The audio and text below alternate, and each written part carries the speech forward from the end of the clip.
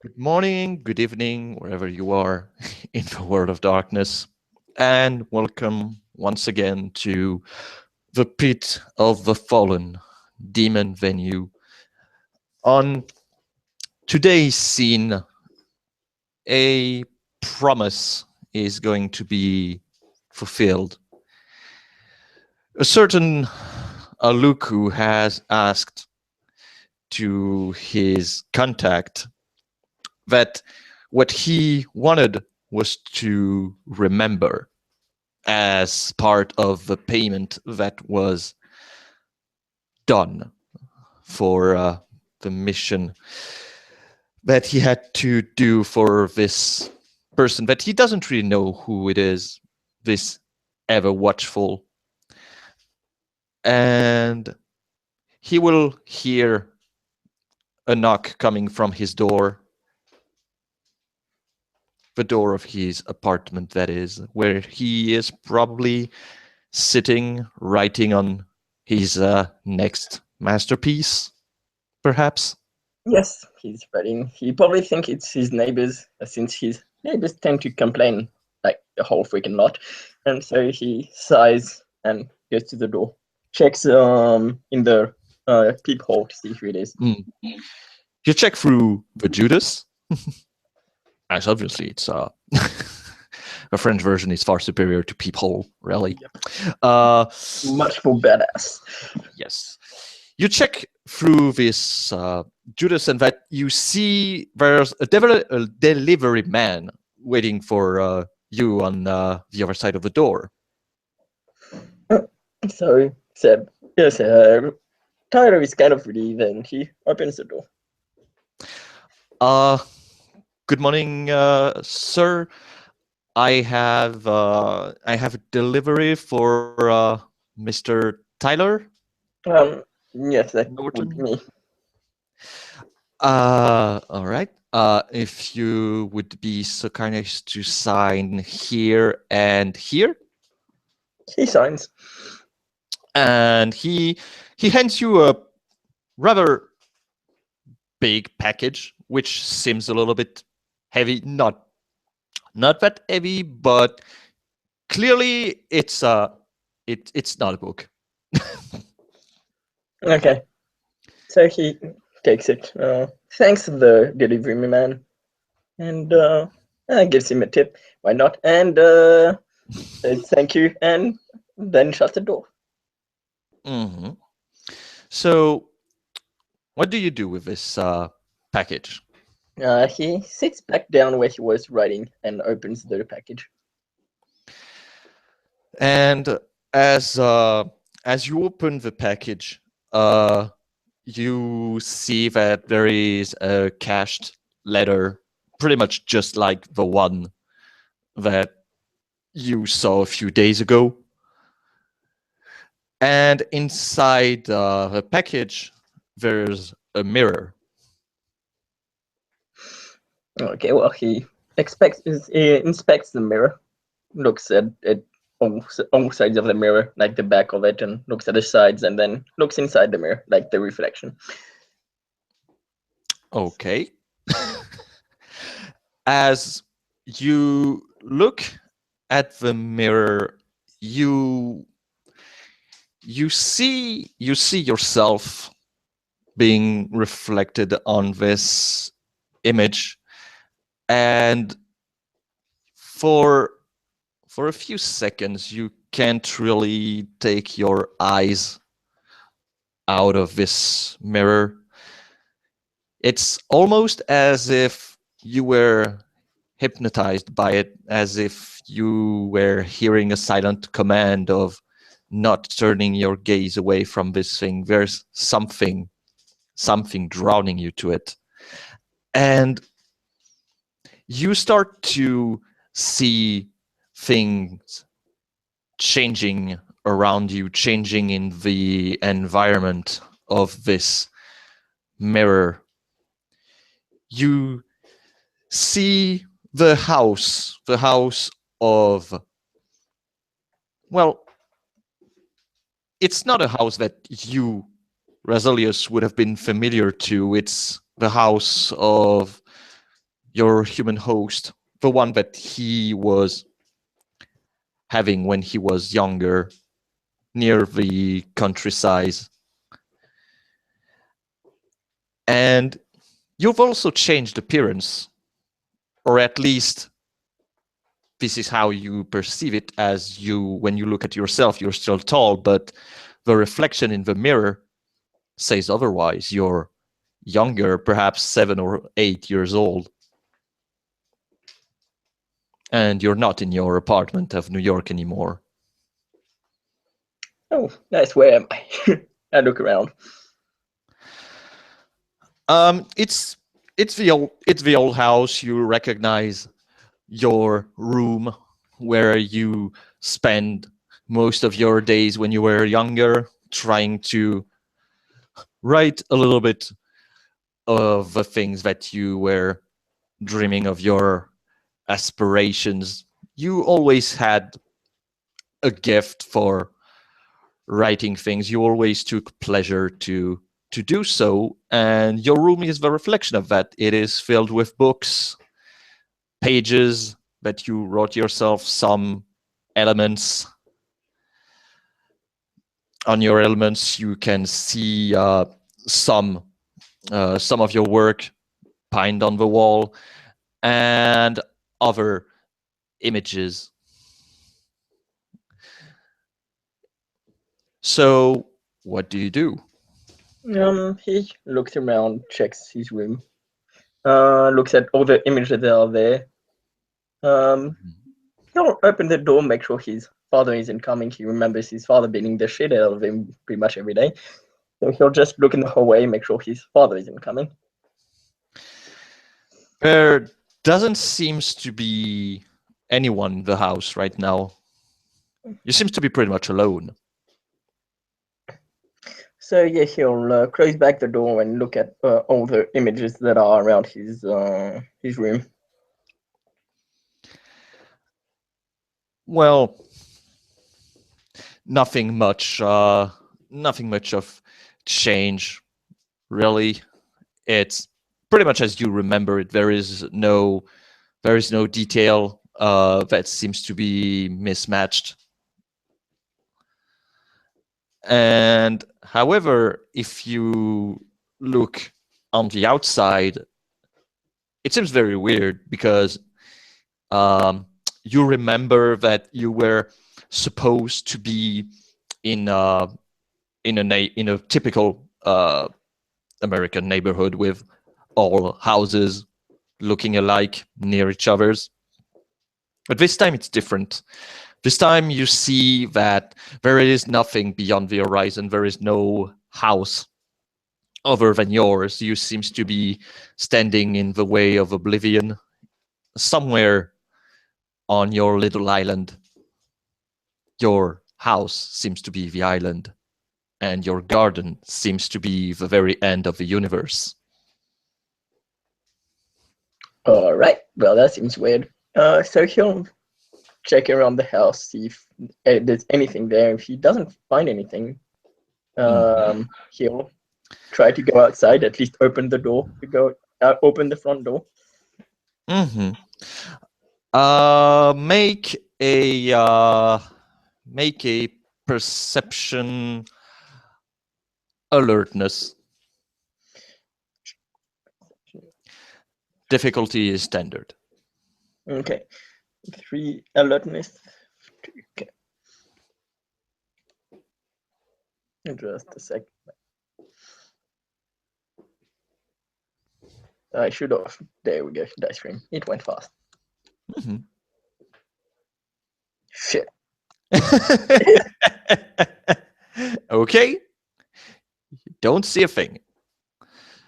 And as you look indeed into the house, you see nothing different from your own memories, or rather this host's memory.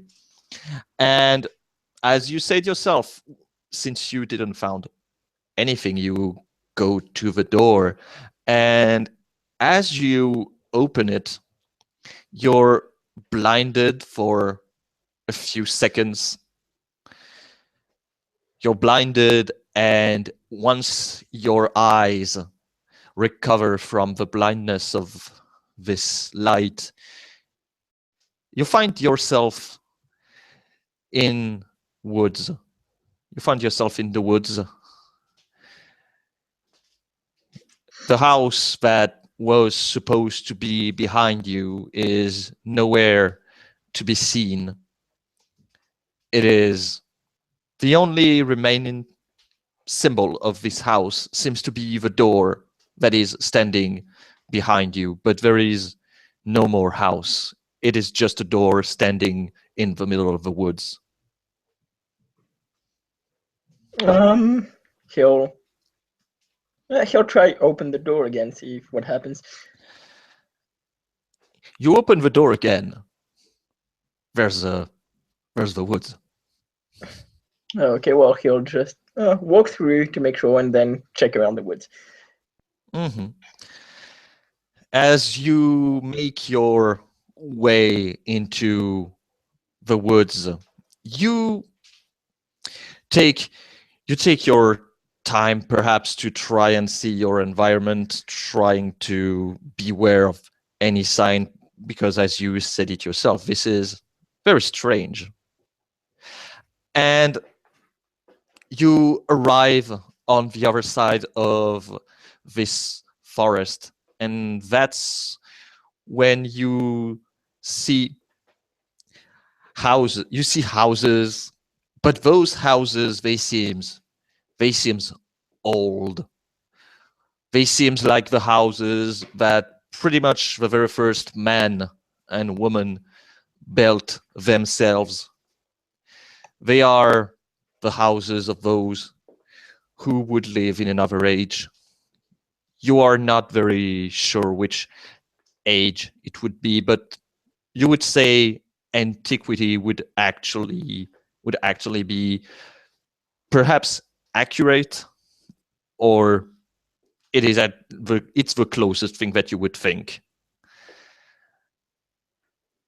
And you hear something from a distance.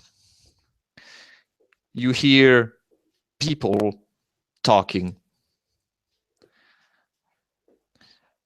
Well, he'll go towards carefully though, towards where he hears. Mm. As you're going to those voices, and you see two figures standing together in front of, well, it's a little bit strange for you, or perhaps it is just the human mind who is telling you, well, something is wrong here, as those two are armed, or at least their forms seems to bear armors or habits that makes them really out of tune with the sign of civilization that you've seen so far. And you see that the first one is creating something out of the earth, sculpting a form,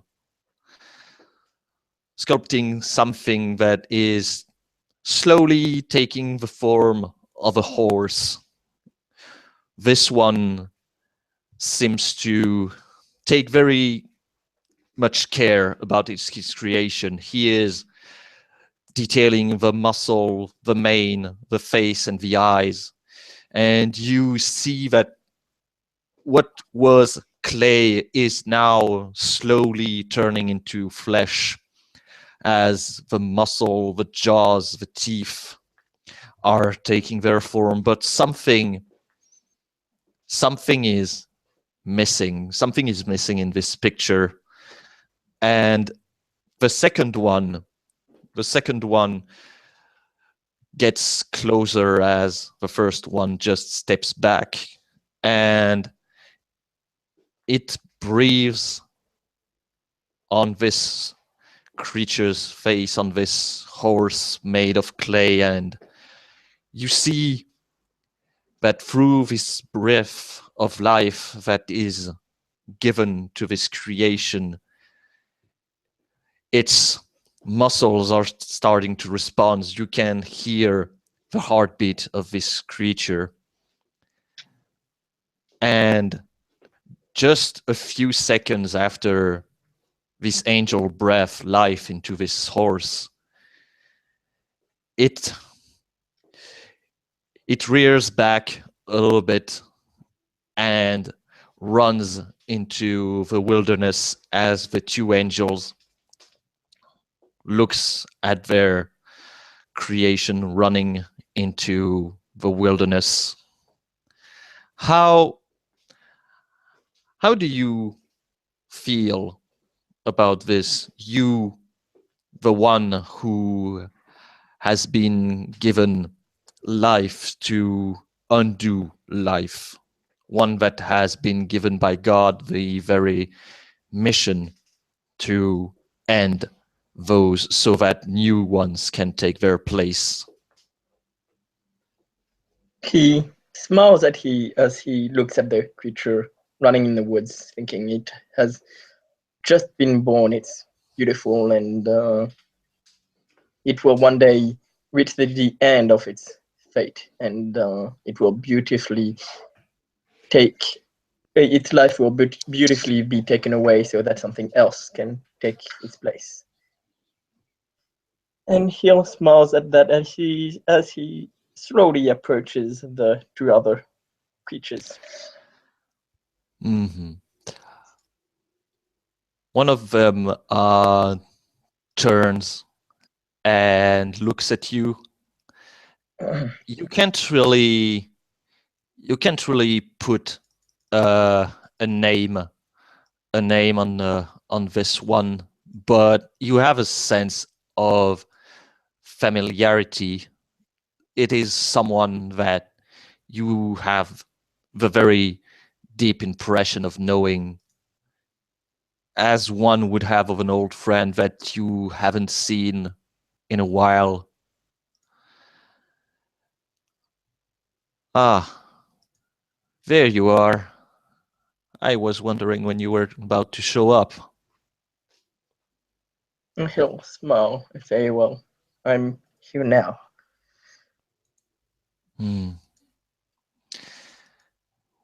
We have made this. I fear for the days where you will have to do your duty. He'll smile. However, it is the role of your house after all. He'll smile because there is a certain duty in what I do. It's a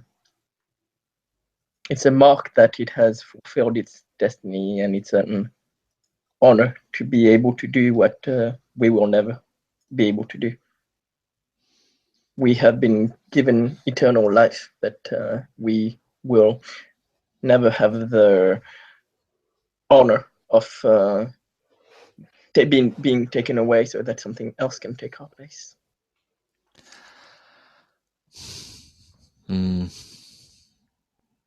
That is the role of your house. Something that perhaps I will never come to understand. We are all different in the role of the Creator gave us. This new life will blossom, and it will help those that our Father have created.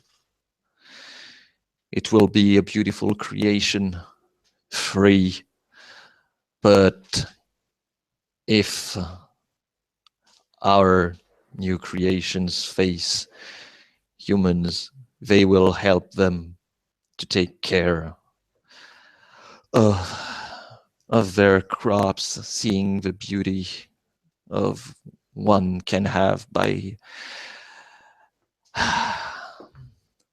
being equals and friends with those. One great harmony. And he'll smile. And he'll say, I do wish that our creatures and humans can live in a peaceful way. They are both such beautiful creatures.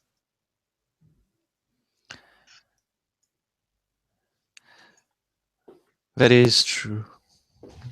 We are those who brings new life. We are creators of a new way. But I fear that of the three of us, your role will be the hardest one. Humans are innocent. They know nothing about us, about our ways. They see life being given birth. They do not understand what you are. They do not understand the purpose of what your mission is. Not a lot of us actually understand the full power of your house. Are you sure that you will be able to bear the look on a person that will see an animal that he will have come to love and to care about being taken away from him?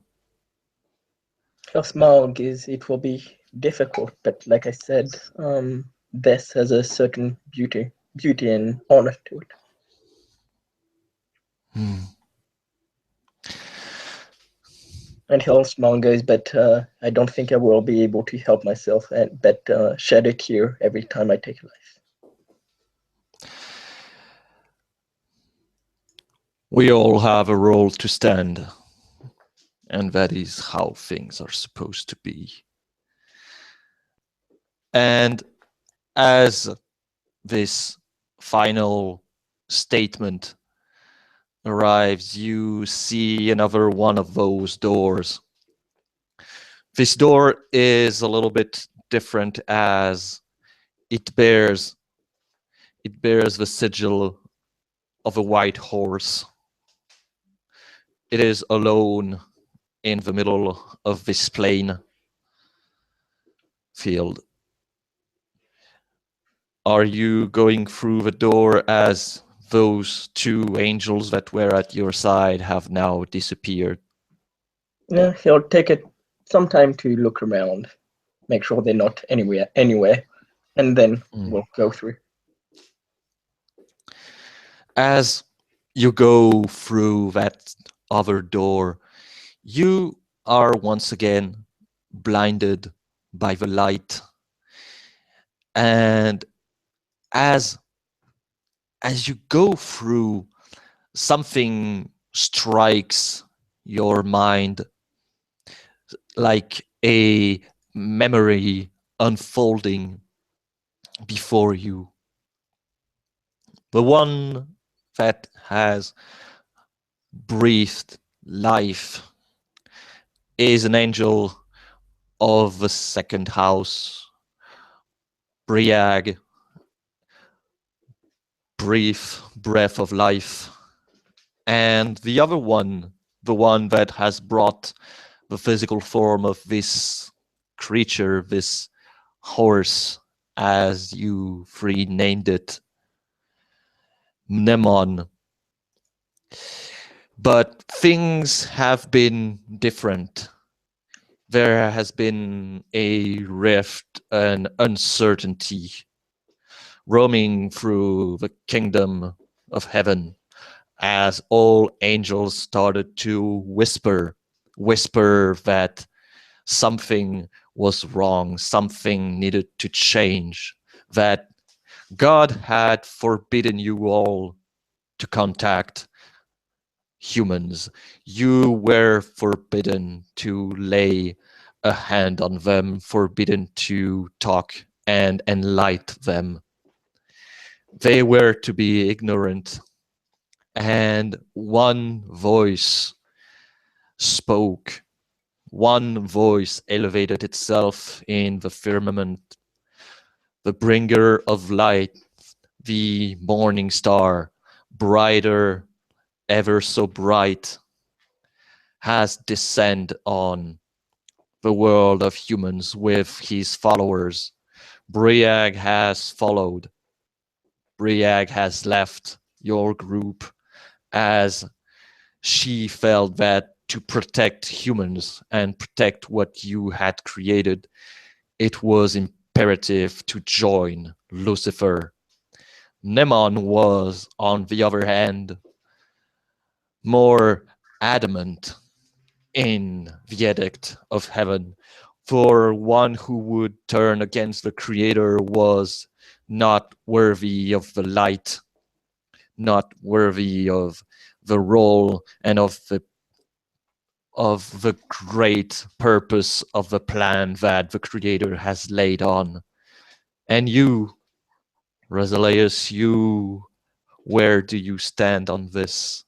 How have you seen your two partners tear each other apart as they chose two different roads? How does the Reaper, the one who goes with the white horses,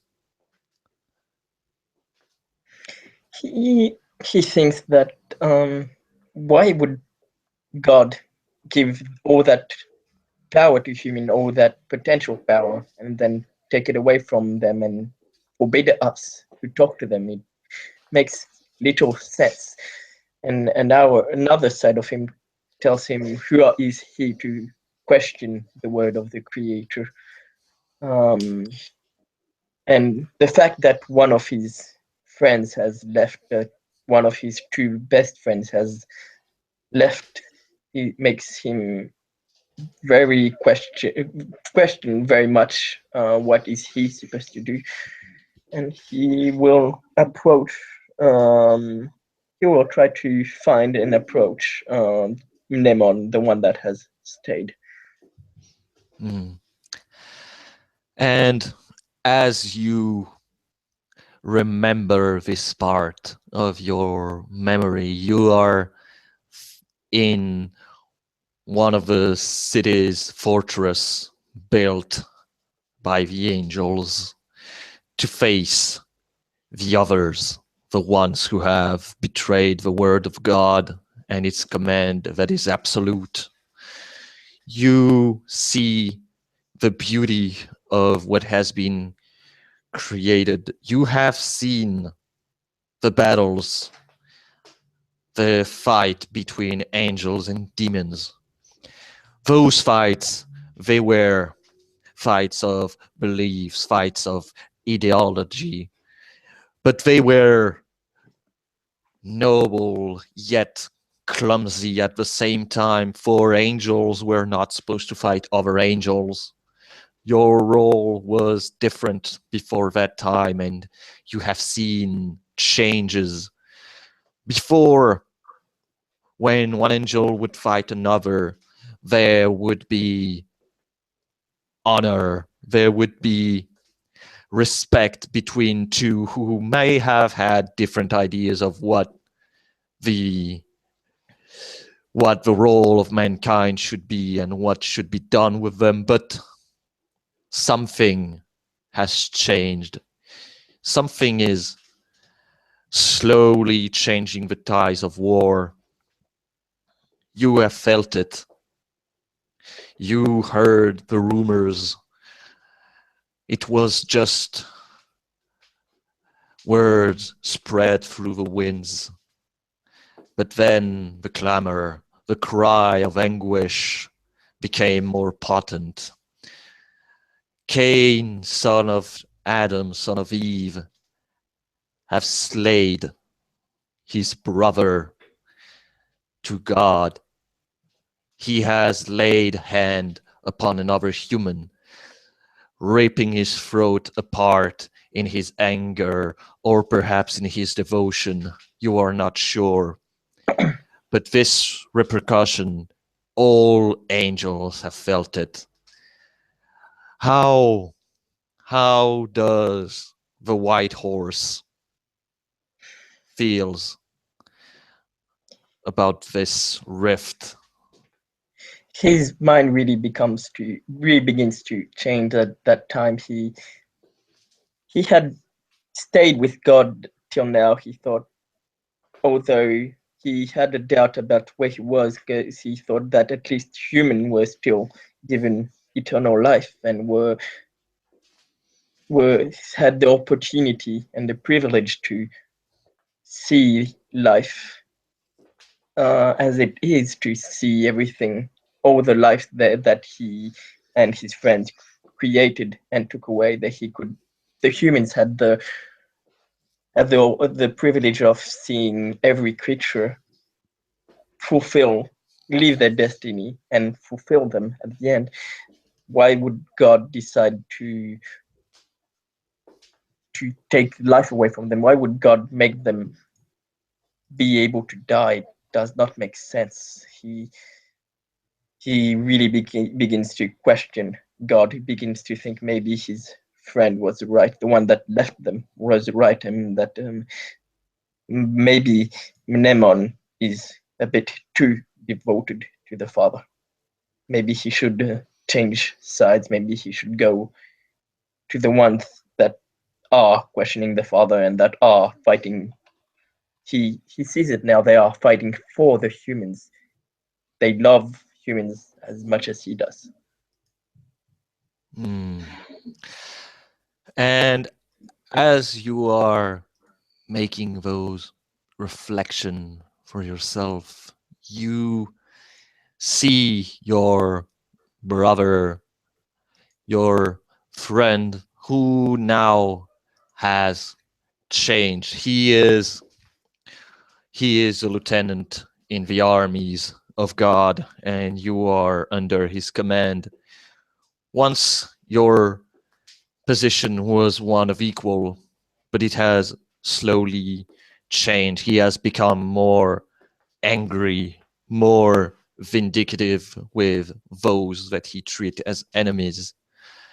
He has been affected by this vision, by all that he has seen. He stands grim as he looks at what will be tomorrow, another battle against those who rebelled. I see that you are here now. He'll smile, a smile that has sorrow in it. A little part of him regrets, although he is fully dedicated to his cause, a little part of him regrets having to fight his brother that is so close to him, so close to his heart. And he says, I am deeply sorry, but humans should be able to fulfill their destiny. They should be able to have the power that God intended for them in the beginning. And we should not have to fight like this. Why would our father give death to humans? You are the one who should know. You are the one who reaped their soul to bring them back to our Father. Why are you asking yourself those questions? And he'll smile, goes, humans had such a beautiful side to them. They had the honor of witnessing all other creatures' destiny. They could see the other creatures live and finally end the way they were supposed to. And now God has taken this beautiful privilege from them. Why? You are far too sentimental. Those who follow the words of those who have fallen must be purged. Only those who have turned their gaze away from them shall be spared. This is the judgment of God. Are you questioning the orders that have been given to us? Are you judging our purpose? I am sorry, brother Mnemon, that I am. Something has happened to our father.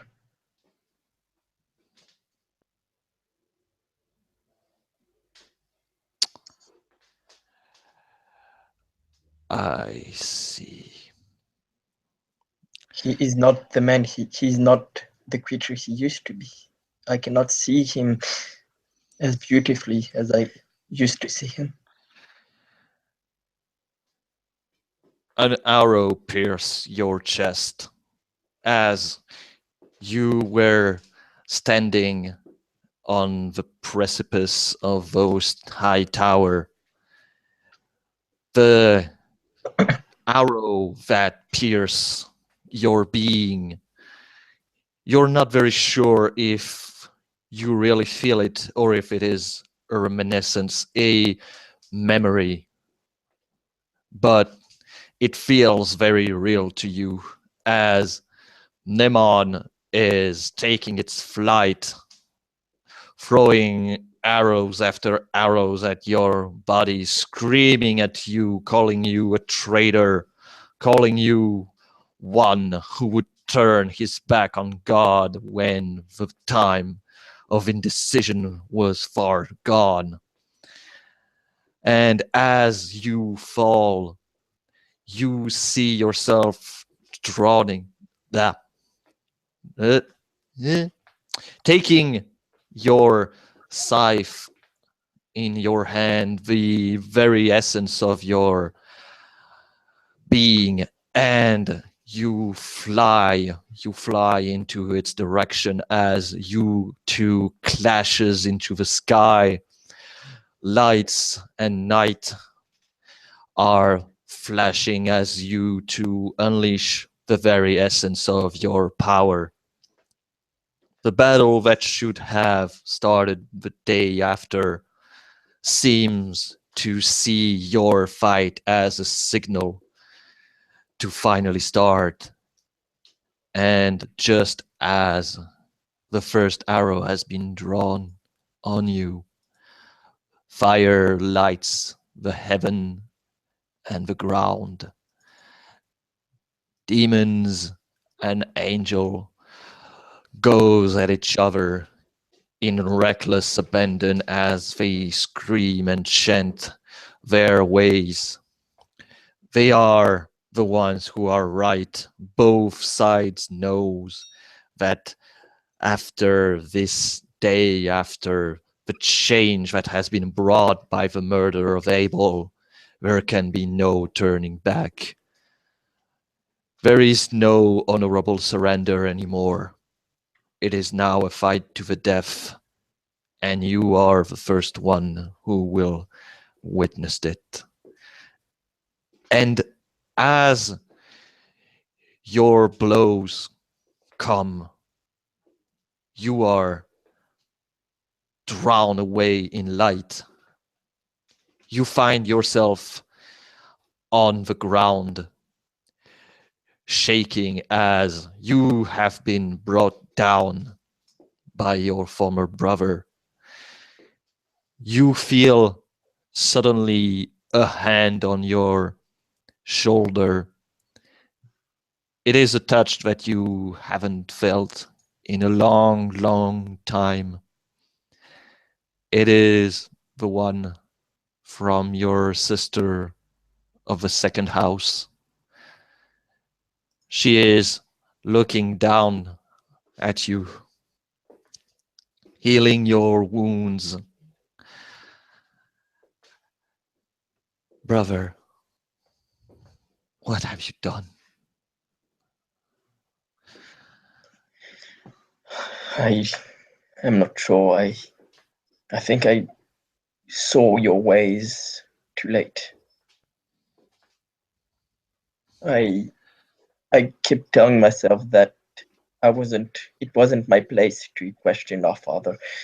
But look at everything. Look at all this death. It wouldn't be there if it wasn't because of him. all this is because he has decided to take life away from humans. How could he do this? Has our father lost his mind? She sadly smiles at you as fire and death is surrounding you both in this instant that seems to have almost stopped time. You did what you thought was right. Now, do you see? Do you see the madness that abbots those who are still following him? They would erase us, erase what has happened as if we had only been a flicker of light. This is not the way. This shouldn't be the way. He'll smile and goes, I see now that I was wrong, and I wish to fight along your side, sister. And as you take her hand, you see that her image shatter as if something had broken the mirror, as indeed now everything around you starts to break, brought down by the fury of the battle. You see the shards of glass as every angel pierce another demon, as the fire of heaven is bringing down those who have rebelled, and as much as the rebel drown in a flood of blood those who serve God. Now you are back. You are in your apartment. You see that you're bleeding as the mirror seems to have exploded. It has exploded in a million of shards all around the room. You feel as if you had been asleep for a long, long time. How do you feel about what you have witnessed now that you have partially regained some of your memories? He sheds a few tears as he remembers having to fight. Well, whatever side he chose, he would have to fight one of his closest, either his closest brother or his closest sister, but he is sure that in the end he took the right path. And he cries for a bit and then decides to wipe away the tears and wash the blood that is on him. And as he looks around to see how long he has been asleep, he checks the time and date. Maybe it has been even days. Strangely, as you are looking at your clock, you see that actually not a lot of time seems to have gone. For you, it felt like years, as you felt the weight of the years on yourself. But according to your clock, I mean, it's been 5 minutes. Apparently. So he'll clean the blood that's on him, and then as he wonders what just happened, how that could have been possible, he cleans the cloth, and then checks the letter. And as you open the letter, you see that there is just a simple sentence: payment has been made.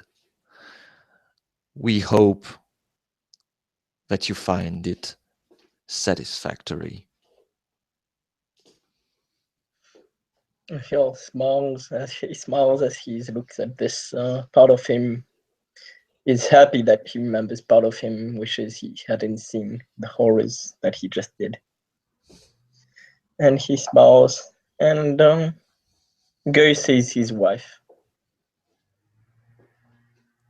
as he takes her in his arms and says, what I am going through is very difficult, but I am so glad to have you around. You will help me. She smiles at you as she is closing her book, taking off her glasses. She takes your hand into her. Of course I will.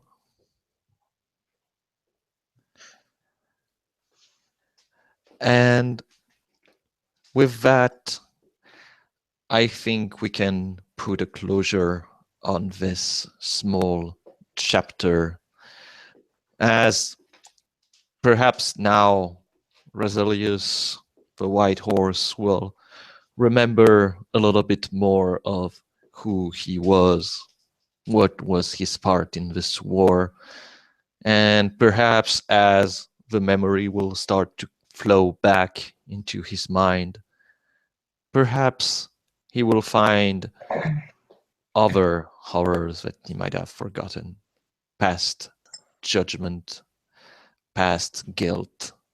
Who knows?